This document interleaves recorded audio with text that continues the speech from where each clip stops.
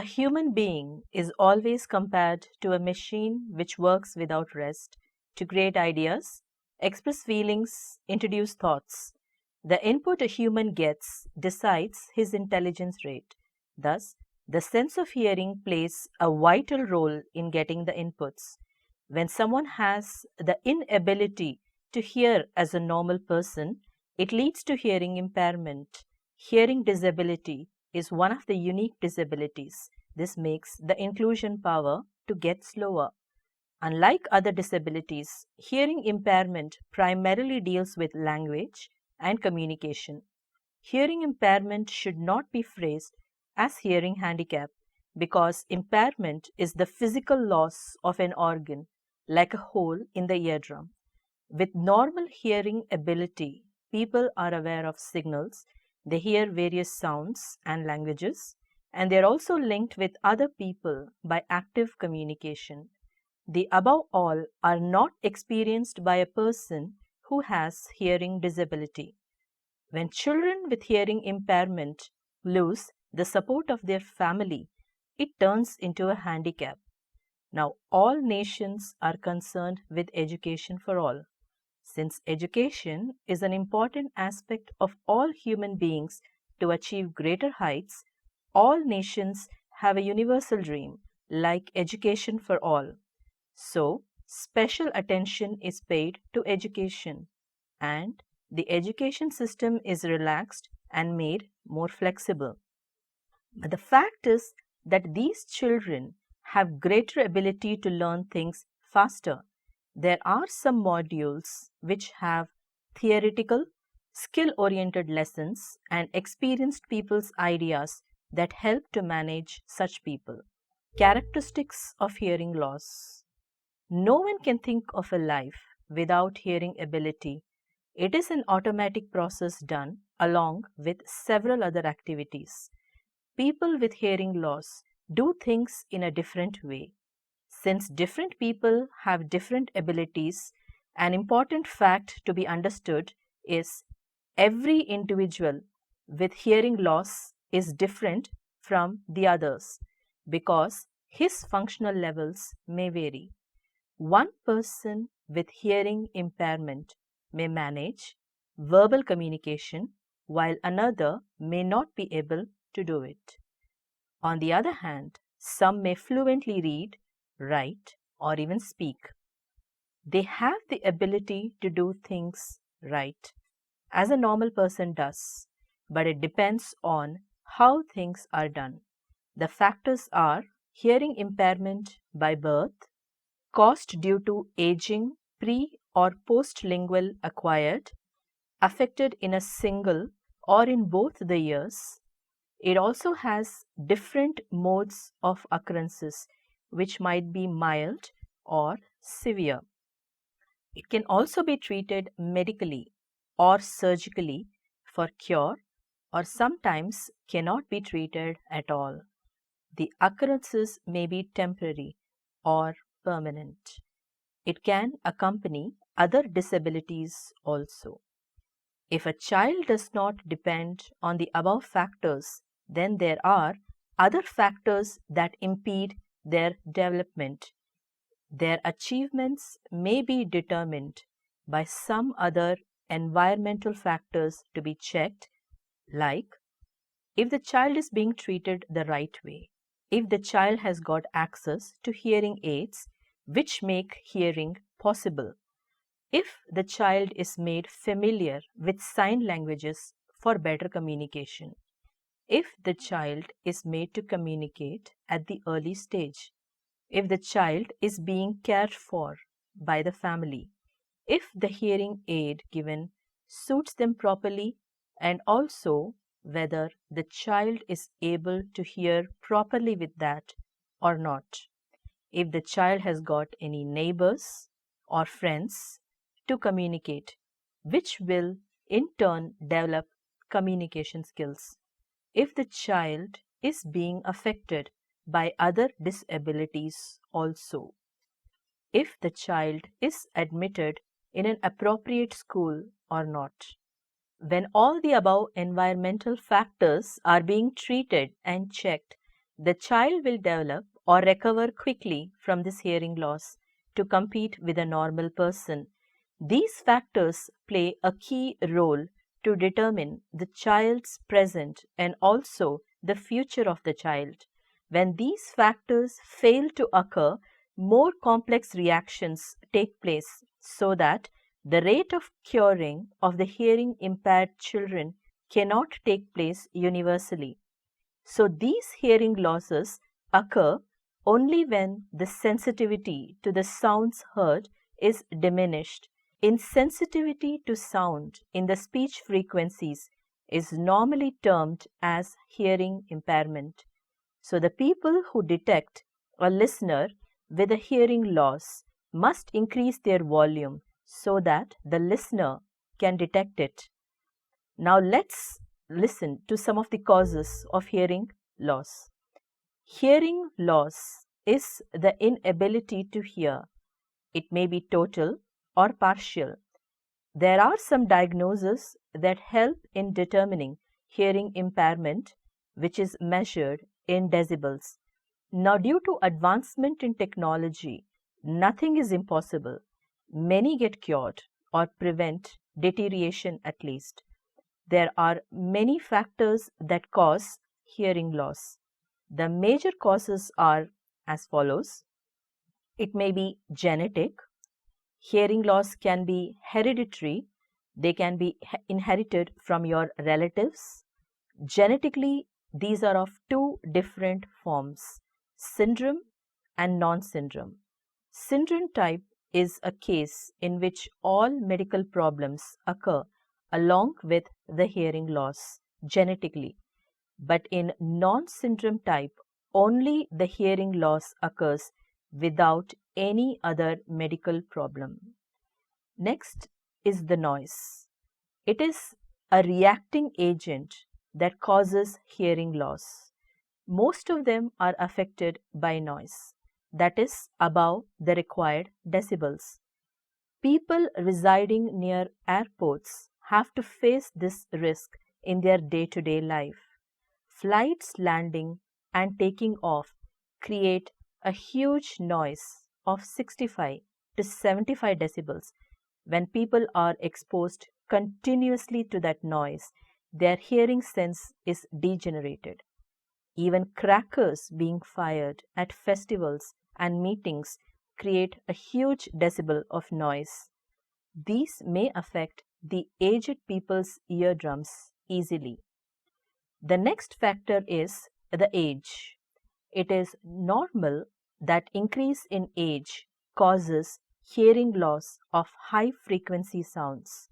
It may be due to illness, continuous exposure to noise, and too much of toxins. These in turn react with the eardrum and make a hole which results in hearing loss. So sometimes they understand slowly. In some cases, when the speakers raise the tone, they tend to hear. Now let us look at the role of chemicals. There are also some specific drugs that cause hearing loss. When these drugs are taken without medical supervision, they cause adverse effects which damage the central auditory system and cause permanent hearing loss. It does not take place slowly like damage by noise, but react with high frequency to cause severe damage. Injuries. When people are injured severely on the head, then there is a change in the hearing ability. Most of the head injuries result in death, and in some cases, the ears will be injured, resulting in permanent or temporary hearing loss. Neurological factors. It is the disorder created by nerves. In this state, the sounds from outside are transmitted to the brain and understood. But a problem in this transmission causes the hearing disorder, so these sounds are not transmitted to the eardrum. Illness. Some of the illnesses cause hearing loss.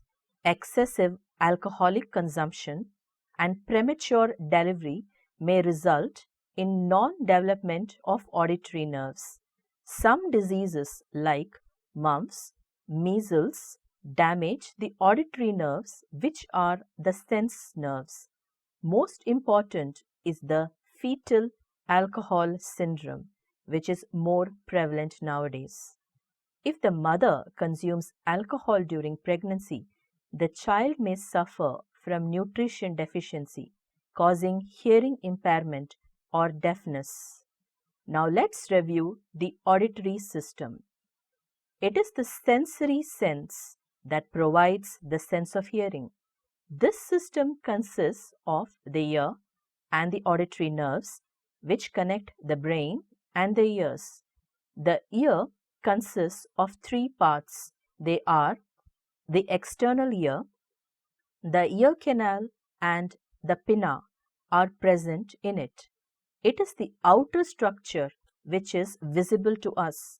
The sound heard from outside just hits this pinna and normally gets reflected so that the brain recognizes the sound and identifies the direction of the sound transmitted. The transmitted sound gets into the tube, which is the auditory canal, and this canal checks the decibel of the sound and then amplifies it and sends it into the eardrum, that is the starting of the middle ear. Usually, the sounds are measured in decibels, and when greater decibels enter, it damages the eardrum. There are also small hairs present which prevent the dust from entering the ears. The middle ear. The middle ear is placed internally to the eardrum. It usually couples the sound transmitted by air through an oval window which is made by the principle of mechanical advantage. A footplate, commonly known as stapes, forms the vibratory portion of the eardrum. These stapes are a bone which are attached to the oval window. The sound collected enters the canal and hits the eardrum and is concentrated on this footplate. The force is increased and the velocity is being decreased, so they couple with acoustic energy. The middle ear can also control the noise transmitted to a certain level. It allows some contraction methods which result in reducing the decibel of noise transmitted. The middle ear muscles follow these contraction methods and help in preventing the damage of the eardrum. These middle ear muscles are ossicles. The ossicles consist of tiny bones which are given Latin names for their shape. They directly send the sound from the eardrum to the oval window. Next, we have the internal ear. It consists of the cochlea and also many non-auditory structures. The cochlea consists of three sections which are filled with fluid. These fluid waves are driven under pressure by the basilar membrane which separates the sections. One of the sections is the cochlear duct, which contains a fluid which is similar to the intracellular fluid in the cells. The other two sections are scala tympani and scala vestibule. They are in turn located on a bony membrane and filled with a fluid perilymph, which is similar to the cerebrospinal fluid.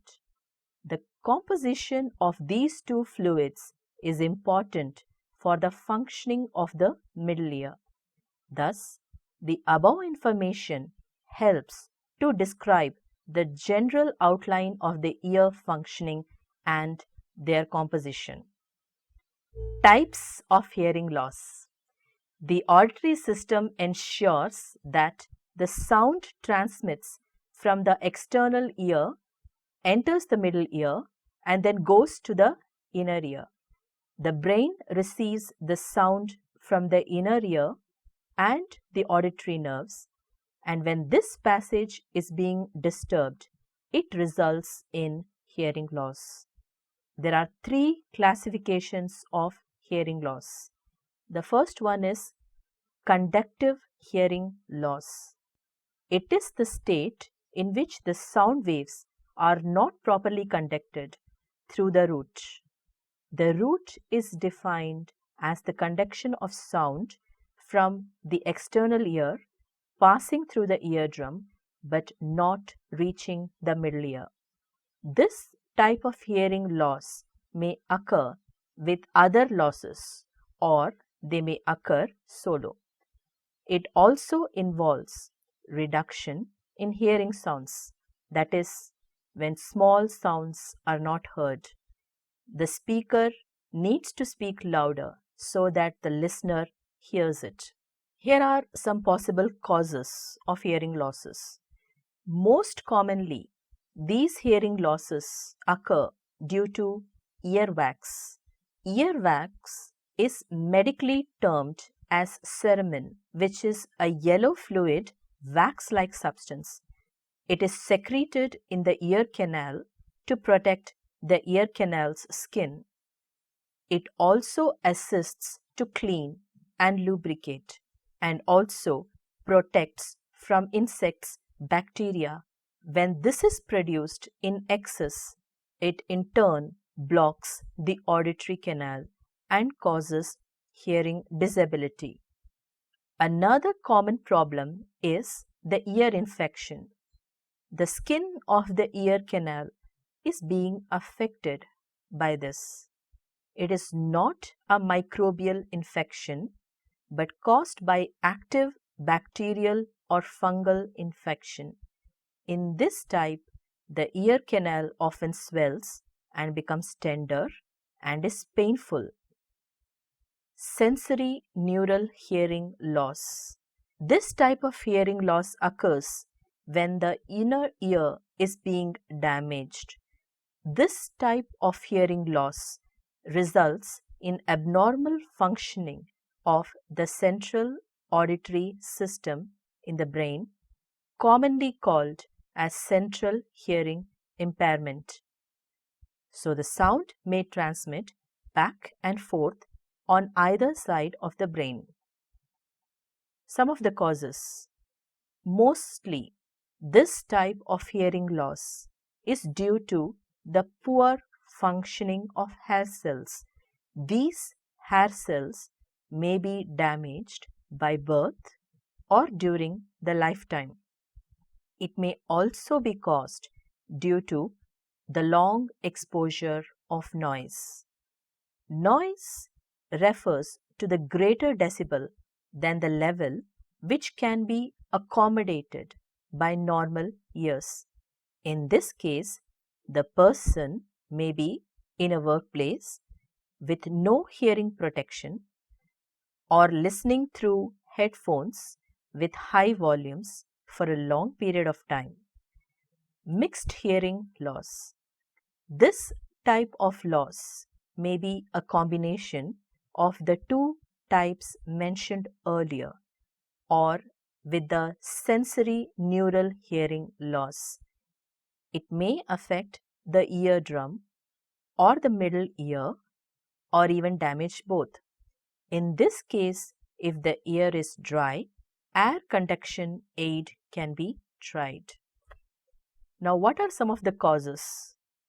This type of hearing loss is caused by ear infection, which in turn causes a defect in the eardrum. Mostly, it can be cured only with surgery, but surgery is not always successful.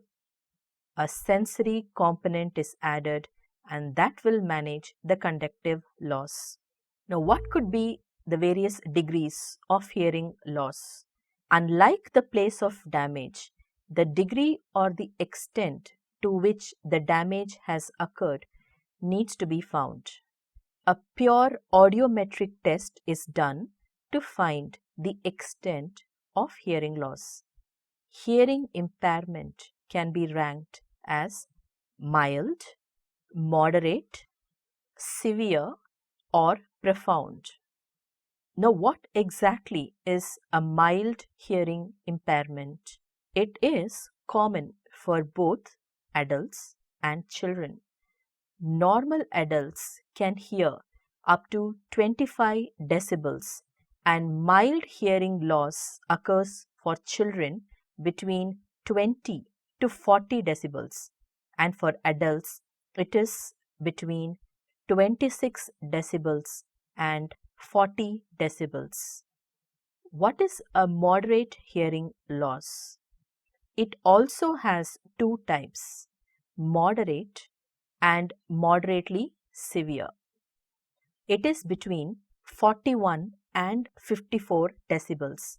On the other hand, moderately severe ranges between 55 and 70 decibels. Next comes a severe hearing impairment. Here, the decibel varies between 71 decibels and 90 decibels. What exactly is a profound hearing impairment? It is beyond 91 decibels. What is deafness? They do not tend to hear at all. Other descriptions for hearing loss are unilateral and bilateral. In the unilateral type, only one ear is affected and the other ear has the ability to hear. In the bilateral type, both the ears are being affected. Symmetrical and asymmetrical. In symmetrical, the degree of hearing loss is equal in both the ears. But in asymmetrical, the degree is not equal and in both the ears it may vary. Progressive hearing loss. In this type, hearing loss will increase over time. Sudden loss. It may occur suddenly, which may cause adverse effects and must be medically supervised quickly. Fluctuating hearing loss. In this type, the loss may fluctuate.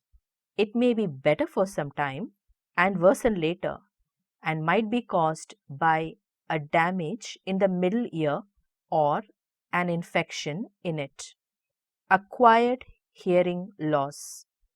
This type is not by birth but lost in the intermediate state. When the loss occurs in the first 3 years of life, then it is prelingual hearing loss, since it is before the development of language. The later stage is known as postlingual loss. Next is congenital hearing loss. This type may occur by birth or it may be developed during pregnancy or even after birth. Hearing loss may have direct effect on the development of a child, so must be found in the earlier stage to be cured to improve the child's growth and development. Now, let's see what do we conclude from what we have learnt so far. It is found that in most of the hearing impairment cases, the deafness is preventable. Many preventive measures are there, like proper immunization and allowing low intensity voices and less noises into the ears. Some of the managing techniques are as follows. First, hearing aids. It amplifies the sound and increases the ability to hear, but it does not compare with normal hearing. But if we remove this, the problem will persist. Cochlear implants. It helps to improve hearing in one ear or in both the ears.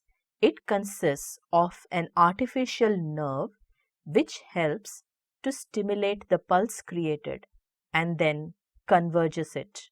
It is very expensive, so it is not affordable by all. Wireless devices. It is a new invention to compete with wired devices. Here, the two components are present which send data to the listener and also collect data of the hearing impaired people. Assistive devices. It is generally used as an accompanying device which helps in illustrating the things.